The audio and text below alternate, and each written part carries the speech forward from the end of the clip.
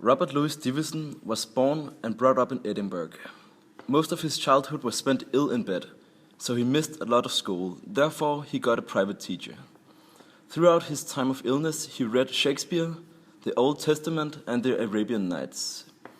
He wrote many short stories in his early days, and his interest in the timeless works, as well as his love for writing, influenced his later work.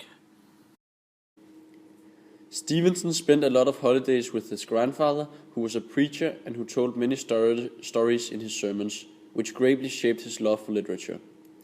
He was supposed to become a lighthouse engineer and take over the family business, but he realized that he wanted to work with literature for a living. His father were displeased with the idea of Robert becoming an author, so to please his father, he became a lawyer instead. He didn't really commit to this job, though, and he soon pursued his dream of becoming an author again. In 1876, he met and fell in love with Fanny Vandergrift Osborne, a married woman who was 10 years older than him.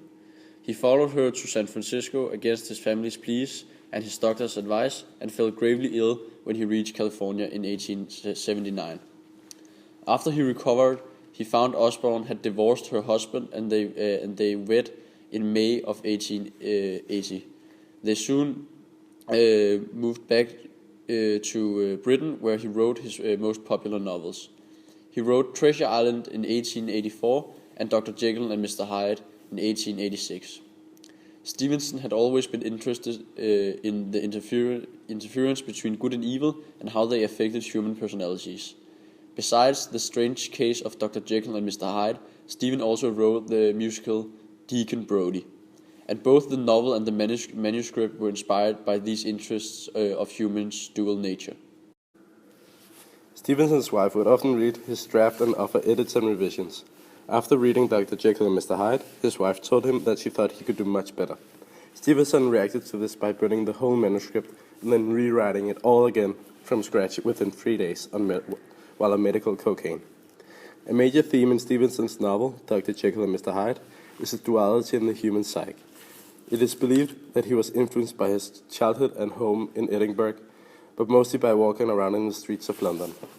The novel takes place in London, although it is not mentioned exactly where.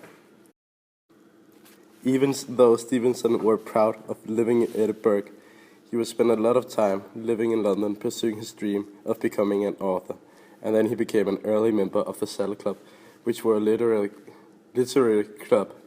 In London, he lived on a street named Mount Vernon, and this is his house as it stands today.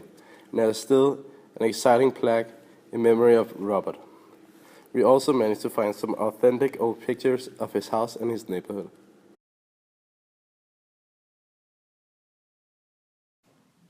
Robert Stevenson were not the only one interested in the duality of human nature. The Danish author H.C. Andersen also wrote a story named The Shadow, with themes that are very much alike the ones presented in Dr. Jekyll and Mr. Hyde.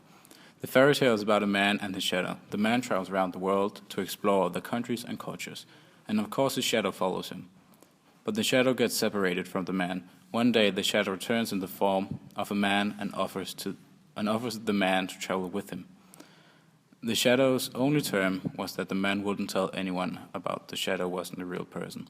The goal of the shadow was to make people believe that the shadow was the man and the man was the shadow.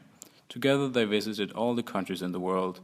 Then they met a princess. The shadow and the princess fell in love. They got married, but before the wedding, the shadow told the man that if he continued to act like his shadow, he would get to live with them in the castle. The man refused, and it ended up costing him his life. Many of the aspects, such as humans' dual nature and the uncanny, can also be seen in some of Stevenson's work. It was possible that Stevenson could have in some way been inspired by the shadow. On the 3rd of December 1894, while dining with his wife, Stevenson suddenly collapsed while opening a bottle of wine, and he died within a few hours. His last poem was written upon his tombstone, and that poem has inspired many authors through time. The two last sentences have, for example, inspired Kim Larsen in his song Jutlandia.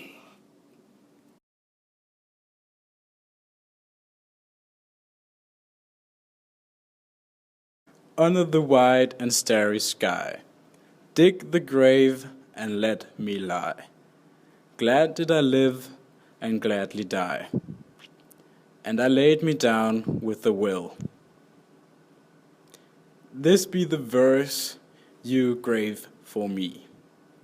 Here he lies where he longed to be. Home is the sailor, home from sea, and the hunter home from the hill.